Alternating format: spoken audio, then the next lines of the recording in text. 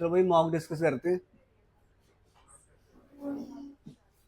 कल तो तुमने बड़ी जल्दी जल्दी आंसर दिए थे, बट आज करते हैं डिस्कशन, ठीक है? और उसके पीछे फैक्ट जानते हैं प्रॉपर एक्चुअल में क्या क्या उसके पीछे आंसर था।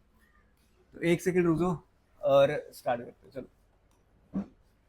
अच्छा, सबसे पहला क्वेश्चन दिख रहा है और पहले क्वेश्चन में बोल कर रहे हैं। पहले पहले तुमने मतलब भी बताना है, तुमने आंसर भी तुमने बताना है, मैंने कुछ नहीं करना है, ठीक है? जल्दी से पहला क्वेश्चन वो क्या बोल रहे हैं कि एक पार्ट जो है उसको हमने क्या कर रखा है, अंडरलाइन कर रखे हैं, और तुम्हें क्या करना है, उस सेगमेंट को क्या करना है, सब्स्टिट्यूट करना है। मतलब शायद वहां पे नीचे ऑप्शन जो दे रखे हैं वो सही है, ये गलत है, सही करना है। क्वेश्चन क्या बोला, with the harsh words of the boss Surjan felt sad. मतलब कि जो बुरे बुरे वर्ड कहे उसके बॉस ने, सुरजन उसकी वजह से क्या हुआ, सैड फील कर रहा था, but his colleagues word created insult to injury. हाँ, तभी तो, बट डिस्कस नहीं किया था ना, पढ़ा के चला गया था। अब यहाँ पे उसने क्रिएटेड देखा जाए तो क्रिएटेड गलत है, क्या आएगा, ऐड करे इंसल्ट, और बोलते हैं ना जले पे नमक छिड़क देना, तो वैसे है, तो एडेड इंसल्ट टू इंजरी। तो यही बोल रहा है कि अगर हम सब्स्टिट्यूट करेंगे तो किस वाले से करेंगे, एडेड इंसल्ट टू इंजरी के साथ। तो फिर आंसर देना मेरे को इसका अमित, अमित रवि, रवि आंसर देना इसका। The child will reside the poem. और कहीं ना कहीं तुम्हें इतना पता है कि अगर ये एक्टिव है तो तुम्हें इसको पैसिव में कन्वर्ट करना। द पोएम, एक कौन सा वाला, ऑप्शन नंबर बी, पक्का? देखो, जब भी तुम एक्टिव से पैसिव कन्वर्ट करते हो तो तुम्हें दो दो चीजें ध्यान में रखनी है। पहला, एक्टिव वॉइस जो होगी उसमें सब्जेक्ट डूअर क्या होगा, सेम। और जो पैसिव वॉइस होगी उसमें सब्जेक्ट और डूअर क्या होते हैं, दोनों अलग अलग। पढ़ा चुका हूं, ठीक है? पूरे के पूरे एक्टिव पैसिव 3 मिनट में समझाता हूं, समझ जाओगे। एक चीज हमेशा याद रखना, जब भी तुम एक्टिव से पैसिव में जाते हो, एक्टिव में तो जो तुम्हारे टेंसेस का रूल रहता है वो सेम ही रहता है। देखा जाए तो तुम्हें 8 टेंसेस का ही एक्टिव से पैसिव बनता है। एक ये चीज याद रखना, सिर्फ 8 टेंसेस का ही एक्टिव से पैसिव बनेगा और किसी का नहीं बनेगा। क्या किस किस का बनेगा वो देखो यहाँ पे। सबसे पहले याद रखना तुम अपने वाले सिंपल वाले, एक चीज याद रखना सिंपल याद, एक रखना चीज तुम यहाँ पे कॉन्टिन्यूस याद, और एक रखोगे यहाँ पे परफेक्ट याद।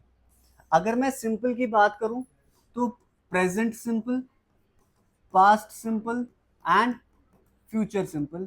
कॉन्टिन्यूस की बात करूं तो प्रेजेंट कॉन्टिन्यूस और पास्ट कॉन्टिन्यूस। और अगर बात करूं परफेक्ट की तो present, past and future perfect.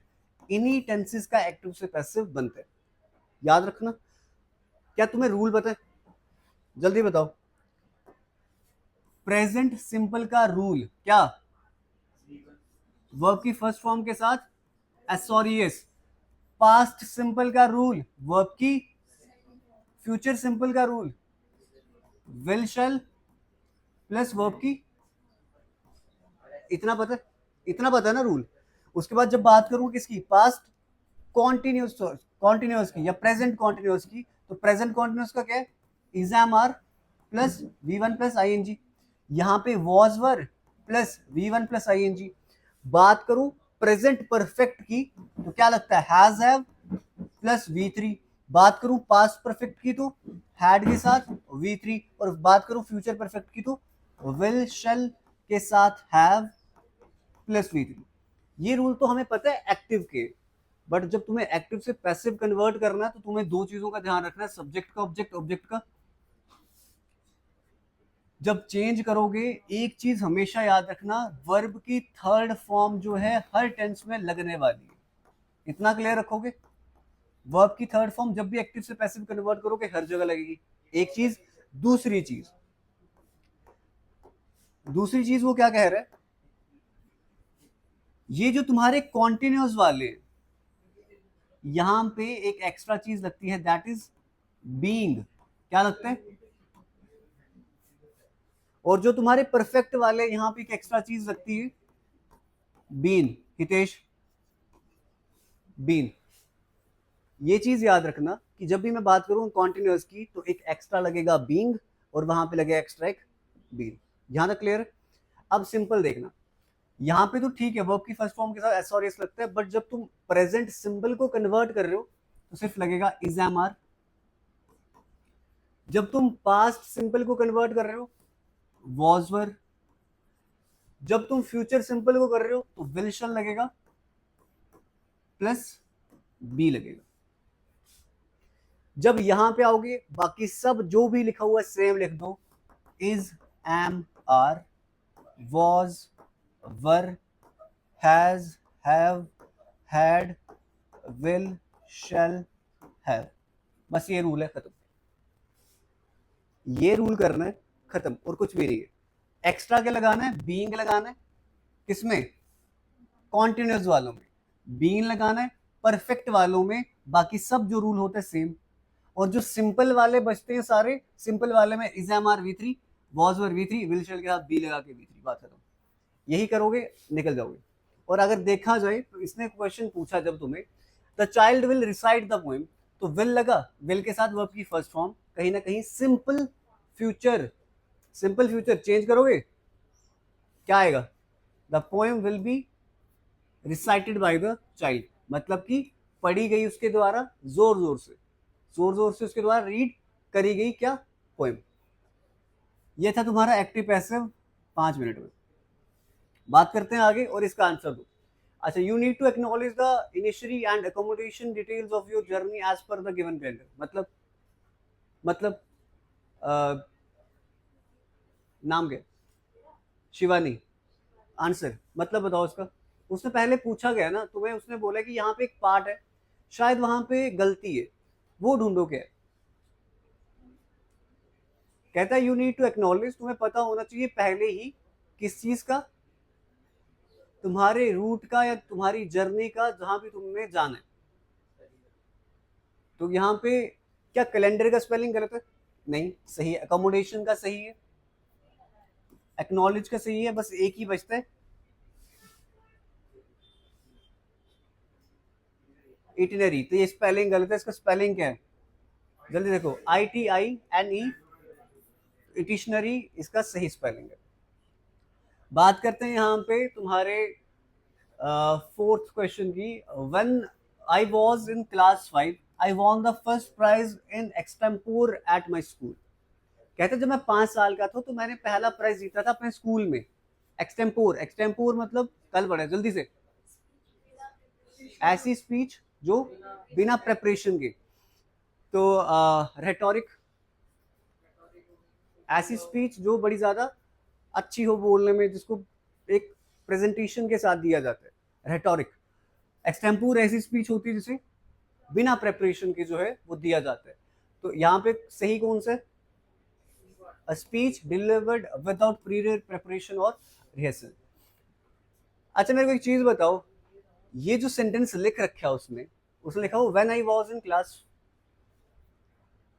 5th, I won यहाँ पे सही है क्या? ये सेंटेंस यहां से लेके यहां तक ये पूरा सही है, हाँ या ना?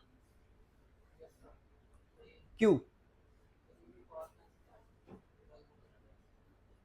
अच्छा, एक तुम्हें यहाँ पे दिखा होगा वैन, जहां कहीं भी वैन दिख रहा है साथ में, तुम्हें एक चीज ये याद रखनी है, उसके साथ हमेशा सिंपल पास्ट लगते लगते हैं। या फिर मैंने तुम्हें जब पहले पढ़ाया था, जहां कहीं वैन वाइल दिखे और जो एक्शन कंटिन्यू हो रहा होता है ना, उसके साथ हमेशा लगता है पास्ट कॉन्टिन्यूस। पास्ट कॉन्टिन्यूस याद है?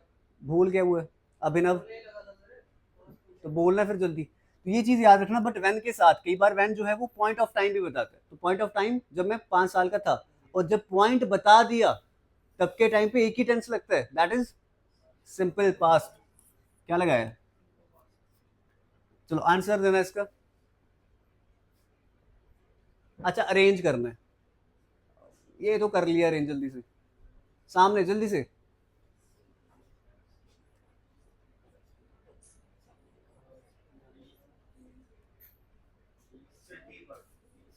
DCBA पक्का?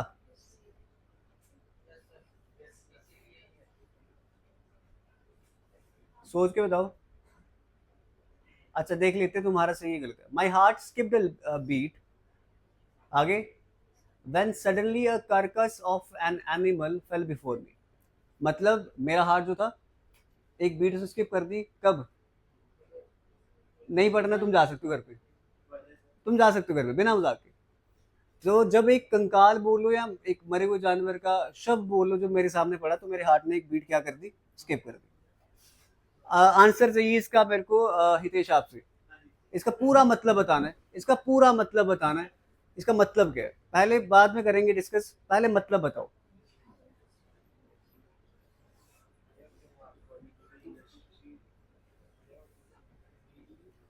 अच्छा, बी बी बी पहले आ सकते हैं, the failure rate of finding a new drug. तो न्यू ड्रग की पहले देखो बात करी गई कहीं पे,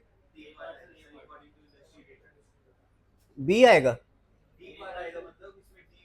डी पहले आएगा। ठीक है, निकाल दो।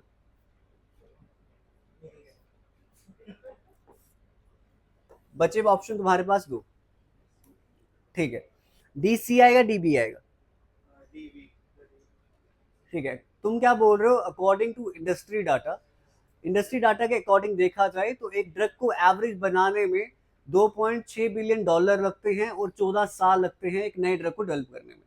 एक नए ड्रग को डेवलप करने में कितना पैसा लगता है, 2.6 बिलियन डॉलर एंड 14 ईयर्स। और जो फेलियर रेट रहता है नए ड्रग को फाइंड करने में वो कितना होता है, 95%। ठीक है, और तुमने बोला डी बी, फिर so then why are not Silicon Valley entrepreneurs clamoring to decode the ancient wisdom?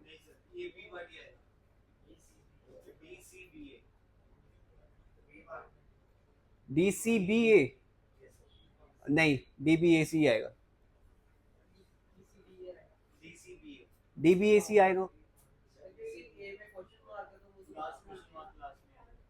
ए में कहा है क्वेश्चन मार्क? तो क्या आएगा, डी सी, पक्का?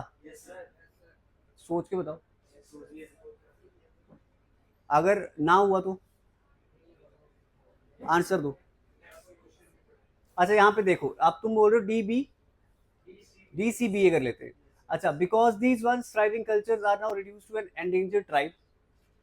नहीं, बात देखो ना तुमने, वो कल की क्लास नहीं याद है, क्या हो गया? तो ऐसा हो सकता है, ऐसा कैसे हो सकता है?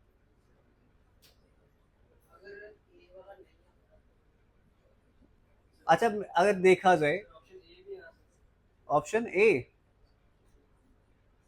ना, देखो फेलियर रेट ड्रग को ढूंढने का 95% है, बट उससे पहले भी तो कहीं बात करी गई उसकी। पेयर तो डीबी का पेयर बन रहा है। और आंसर देखो, आंसर देखो, अब समझ आ रही है ऐसा क्यों है, सुनना आप ध्यान से। उसने क्या बोला हुआ है कि एक नए ड्रग को अकॉर्डिंग टू इंडस्ट्री डाटा देखा जाए, नए ड्रग को बनाने के लिए 2.6 बिलियन डॉलर लगते हैं और 14 साल लगते हैं एक। फिर उसने कहा कि जो फेलियर रेट रहता है नए ड्रग को फाइंड करने में वो 95% है। और ऐसा क्यों नहीं है कि जो सिलिकॉन वैली के जो एंटरप्रेन्योर्स हैं वो इस एशियन विजडम को डिकोड क्यों नहीं कर रहे, क्यों नहीं कर रहे, ये क्वेश्चन पूछा है। क्यों नहीं कर रहे, क्योंकि क्यों नहीं कर रहे, और ये भी चीज बताइए कि थ्राइविंग कल्चर, और देखा जाए तो ये one of the flourished culture भी था। ठीक है, और फिर भी ये आज के टाइम पे एंडेंजर्ड ट्राइब की रेस में जाना शुरू हो गए, एंडेंजर्ड की कैटेगरी में आना शुरू हो गए। थ्राइविंग कल्चर मतलब बढ़ता हुआ कल्चर था, बट अब कैसा होना शुरू हो गया, डिक्लाइन होना शुरू हो गया। चार चीजें थी, ड्रग, उसके बाद रेट, उसके बाद उसने बोला कि एंटरप्रेन्योर जो है सिलिकॉन वैली की वो क्यों नहीं कर रहे इस विजडम को डिकोड, और जो one of the thriving culture था जो बढ़ रहा था अब वो क्या होता जा रहा है, गिरता जा रहा है, कम होता जा रहा है। तो चार चीजें इसने इकट्ठी यहाँ पे वो दी, और सीक्वेंस, लॉजिकल एक सीक्वेंस इवेंट का बनाया उसने, ऐसे ही बनाया। रिसेंटमेंट, रिसेंटमेंट होता है एक ऐसी भावना जो किसी की निंदा करने से आए। घर वाले गाली चलाते हैं, फिर उस टाइम पे जो तुम वो बैठ जाते हो मुंह छोटा करके, that is known as resentment. गुस्से की भावना आना। जल्दी से आंसर दो इसका। ये तो तुम्हें पता है, लेजन का स्पेलिंग है LIAIS1। इसका मतलब भी बता दो फिर, मतलब भी बता दो अब। कल तो मैंने जल्दी जल्दी में निकाल दी तुम्हें, जल्दी जल्दी से मैं, चलो खत्म करते हैं। लेजन का मतलब बता दो जल्दी से।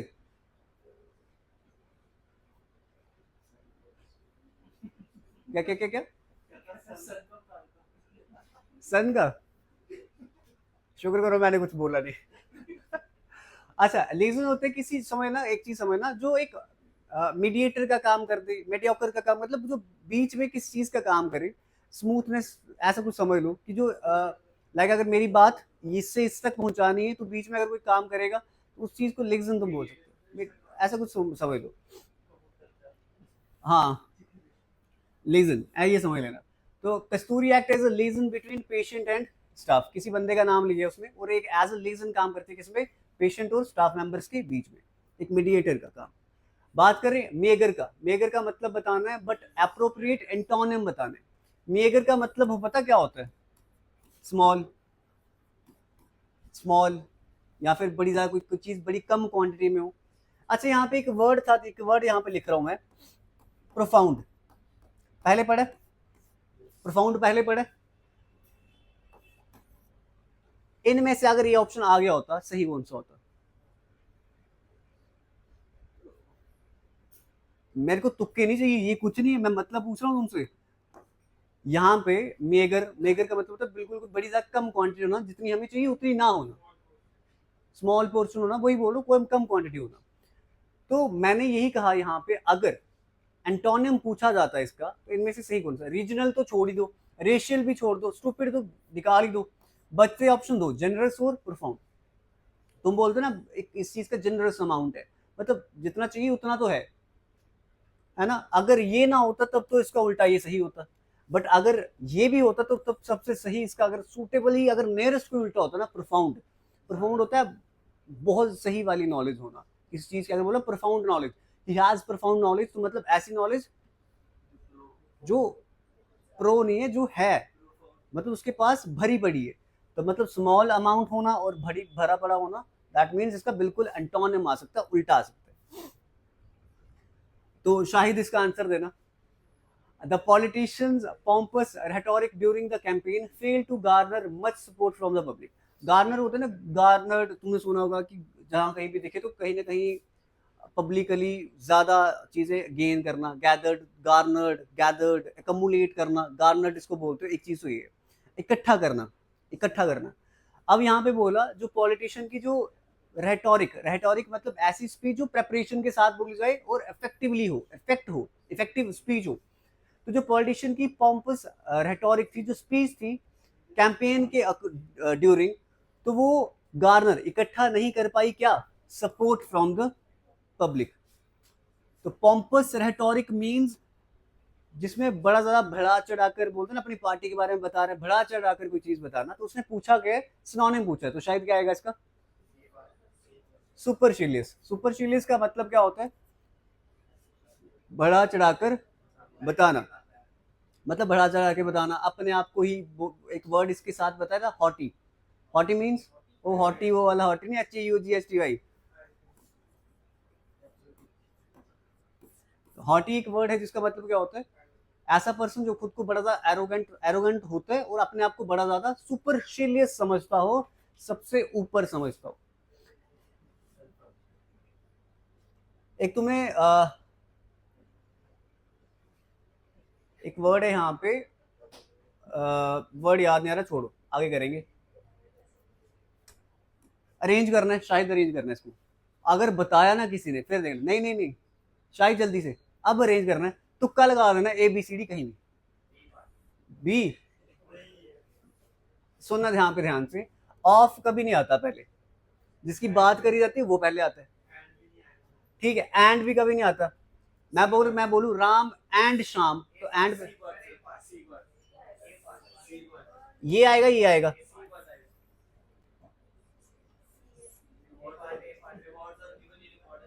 सुनना आप ध्यान से, यहाँ पे थोड़ा समझते हैं, समझते हैं, सुनना आप। कहता है रिवॉर्ड्स आर गिवन, रिवॉर्ड्स जो हैं वो दिए जाते हैं किस पे, in accordance with hierarchical status. Status मतलब जो रिवॉर्ड्स दिए जाते हैं ना, तो एक स्टेटस के अकॉर्डिंग जो है वो दिए जाते हैं, छोटा बड़ा, बड़ा बड़ा अवार्ड, ठीक है। तो रिवॉर्ड दिए जाते हैं एक हायरार्किकल स्टेटस के according, and are not related to economic value, और जिनकी कोई इकोनॉमिक वैल्यू नहीं होती, ऑफ द सर्विसेज रेंडर्ड। मतलब कि अगर तुमने कोई रेंडर्ड होता है कि सर्व करना, रेंडर का मतलब क्या होता है, सर्व करना। तुमने कैसी सर्विसेज सर्व करी हैं या उसकी क्या इकोनॉमिक वैल्यू है उस पर डिपेंड नहीं करती। डिपेंड किस पे करता है? डिपेंड किस पे करता है? हायरार्किकल स्टेटस पे। तो सी ए का पेयर कहाँ पे है? सी ए।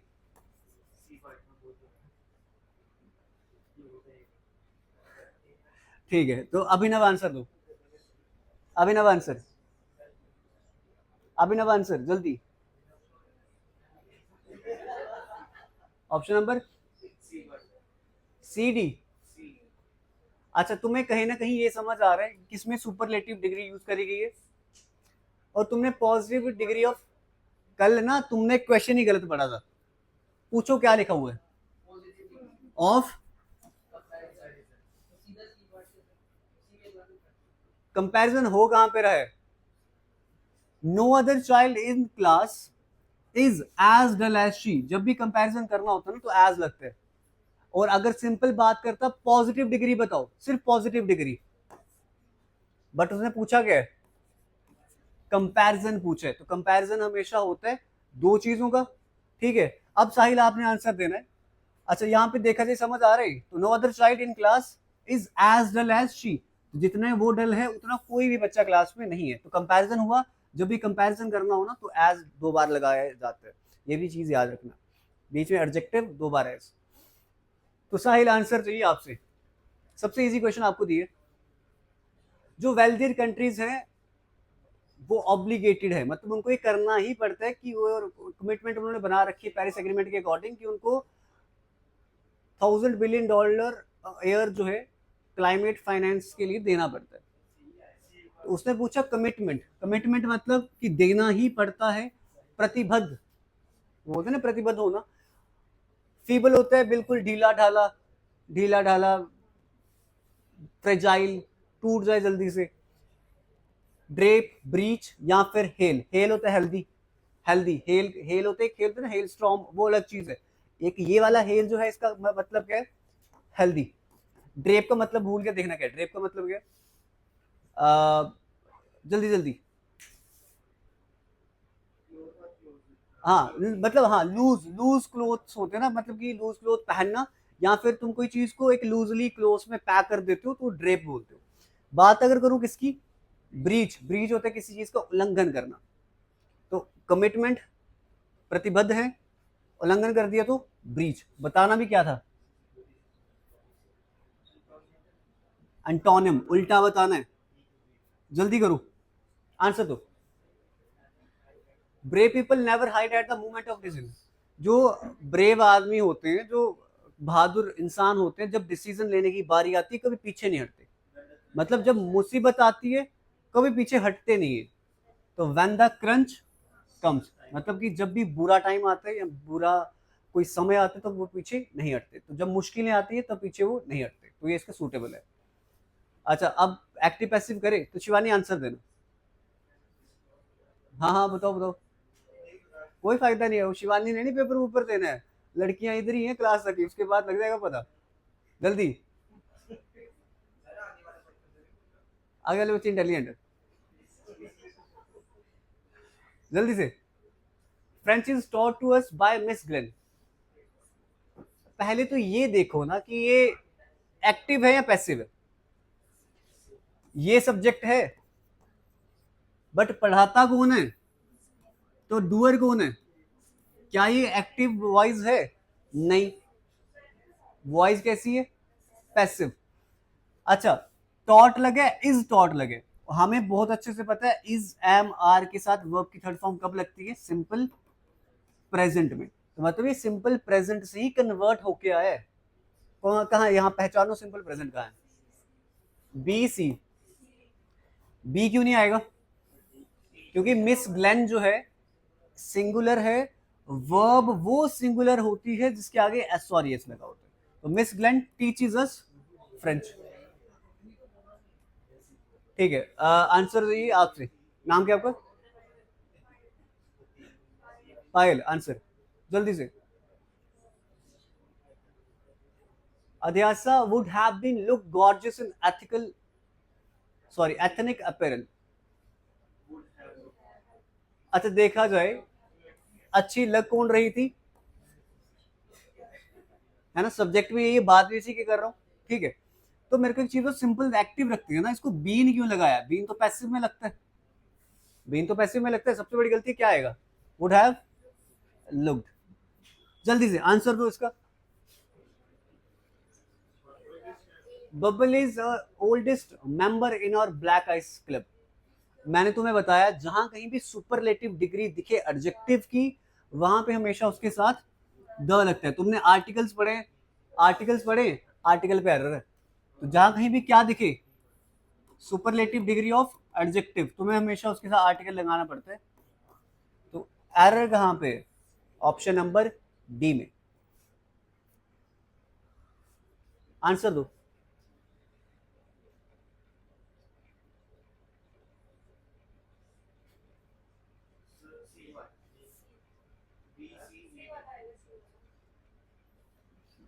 इतनी स्पीड तो तुम्हारी है नहीं पढ़ने में, जितनी जल्दी तुमने आंसर दिया है।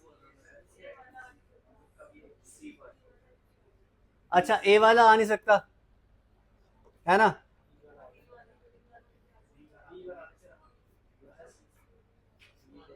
तुमने सिंपल देखा कि प्रोनाउंसमेंट मतलब, प्रोनाउंसमेंट मतलब बस क्या क्या क्या, घोषणाएं, घोषणा, है ना। कहता कि सच पॉजिटिविस्टिक, जो घोषणाएं हैं तुम्हारी किसके related, on the literature of the third world. तो तुमने तुमने देखा, जैसे तुमने यहाँ पे पेयर बनाया बी के साथ, ऑप्शन ये एक था, टिक लगाते निकल जाते। इतनी जल्दी अगर तुमने ऐसे करे तब सही हो, बट अगर यहाँ पे अगर हर जगह बी होता तो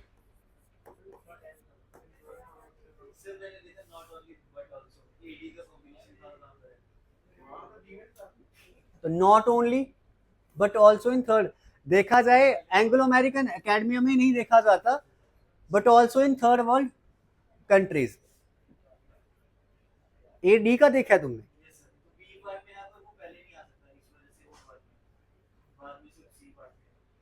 तो बी सी ए डी, वो भी ठीक है। एडी का पेयर बनाया है, देखो हितेश ने एडी का पेयर कैसे बनाया, तुम्हें बताया था, जब भी क्या किया जाता है, याद करो, कनेक्टर्स को देखा जाता है, नॉट ओनली बट ऑल्सो एक कनेक्टर का काम करता है जो दो सब्जेक्ट को कनेक्ट करता है, not only in Anglo American academia but also in the third world countries. तो एडी का पेयर बना के भी हितेश ने सही करा है, ठीक है, वैसे ये भी ठीक है। तो बी पहले लगा दिया, एडी का पेयर बना दिया। जल्दी से आंसर दो। फंडामेंटल, अंटोनिम बताना है। फंडामेंटल इज समथिंग, किसी चीज का बेसिस होना, पार्ट होना। लीस्ट मतलब, तो उसने बोला हुआ है कि fundamental refers to something that is essential, या किसी चीज का बेसिक पार्ट होना। और एक सुपरलेटिव फॉर्म, इसमें least is the superlative form of little and few. एक सेकंड रुकना, कुछ भी नहीं तो पूछे उसने, अंटोनिम पूछे, अंटोनिम पूछे। और लीस्ट जो है लिटिल और फ्यू की सुपरलेटिव फॉर्म है। लीस्ट होते बिल्कुल, बिल्कुल कम अमाउंट में होना, स्मॉलेस्ट अमाउंट में कोई चीज प्रेजेंट हो, दैट इज मीन लीस्ट। और फंडामेंटल होते कि मेन पॉइंट या मेन चीज जो प्रेजेंट है, और ना जिसकी जरूरत ही ना हो, दैट मीन्स लीस्ट, इसलिए उसने लीस्ट लगाया यहाँ पे। आंसर देना इसका जल्दी से। हाँ ठीक है। Even animals find it difficult to dash the loss of their loved ones. तो इवन कहता है इंसानों में नहीं ऐसा है, जानवरों में भी ऐसा है कि उनको भी मुश्किल होती है जब वो अपने बिलव्ड से क्या होते हैं, बिछड़ते हैं, उनको उनका लॉस तो सह नहीं पाते। तो क्या आएगा, बेयर। एक बेयर भालू है, एक बेयर सहन है, ये वाला सहन है। एनिमल्स भी सह नहीं पाते loss of their loved once. जल्दी से रीड करना, मतलब समझाना। वो दूसरी बियर होती है जो तुम पीते हो, वो बी डबल ई आर है। ये वाला बताओ, कुछ नहीं, मतलब पहले रीड करके मतलब बताओ। अच्छा, अनएम्प्लॉयमेंट जो है वो अराइज होती, मैं तुम्हें एक देखो, जब भी क्लोज टेस्ट करना है सबसे पहले बिना फिलअप्स को देख के रीड करना है, एक चीज। दूसरी चीज, अगर तुम्हारा ये सिंपल आ जाता है, बहुत सिंपल आ जाता है, तुम्हें क्या करना है, तब तुम कर सकते हो एकदम से। जेकेएसएसबी वाले एग्जाम दोगे तो बड़े आराम से कर लोगे, बट इनको कैसे करना है, पहले रीड करना है, उसके बाद आंसर्स फिल करते जाना है क्वेश्चन को देखते हुए। पहला क्वेश्चन देखो छोड़ो, पहले मतलब बताओ।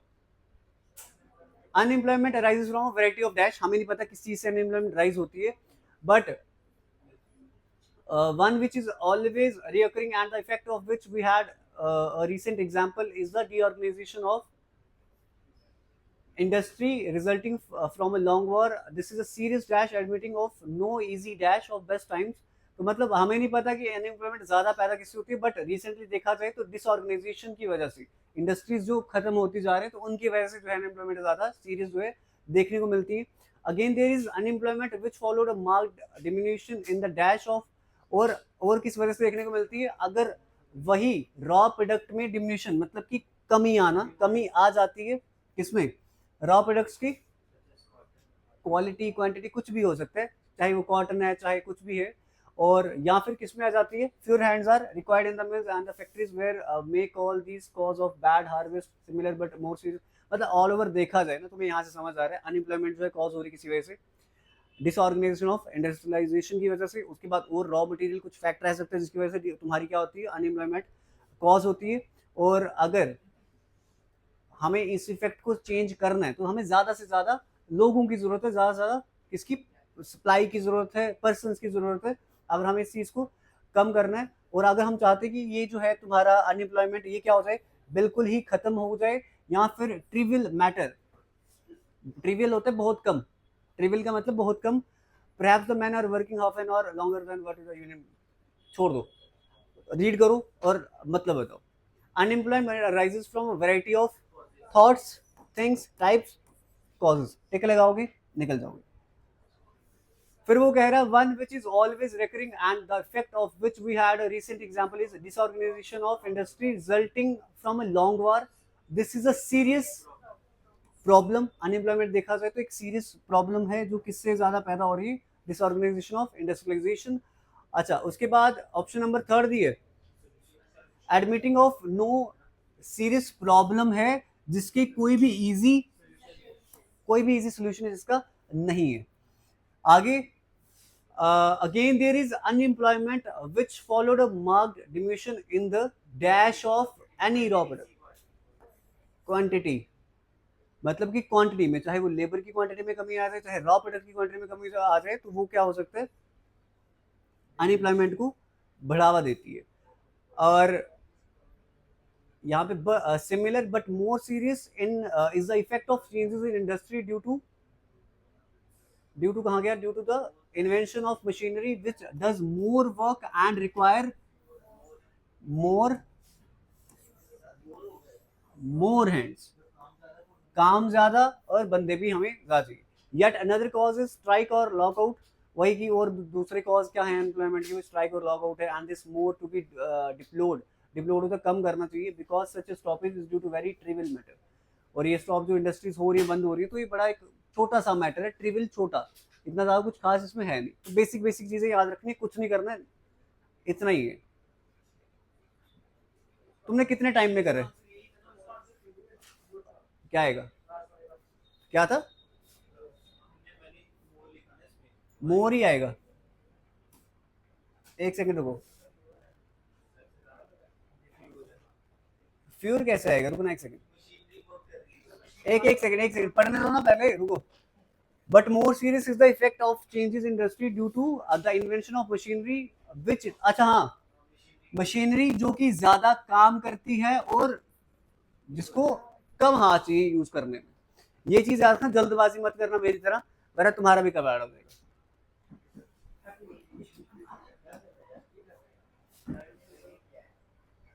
एक सेकंड रुक दो। अच्छा, एक चीज और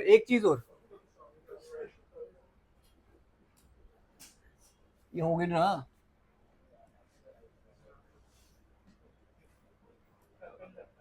अच्छा सुनो, एक काम करना शुरू कर दो, दैट इज कि तुम्हें न्यूज़पेपर रीड करना शुरू कर देना चाहिए आपसे। अगर मैंने तुम्हें पढ़ाना शुरू करा रीडिंग कॉम्प्रिहेंशन, आता नहीं है तुम्हारे सीजीएल के एग्जाम में, चांसेस आ रही कि आए, ठीक है, उसके बाद तुम्हारे मेंस सीएचएसएल के मेंस में आ जाए, टायर 2 में आ जाए, तो रीडिंग कॉम्प्रिहेंशन पढ़ाना शुरू करूंगा, उससे पहले नो योर इंग्लिश सही करो अपनी, जो सेक्शन पढ़ते हो तुम, और अपना थोड़ी सी रीडिंग स्किल्स बढ़ा लो। क्या रीड करके? न्यूज़पेपर का एडिटोरियल रीड करके, that is on page number 8। तो ट्राई करना कि कर लो।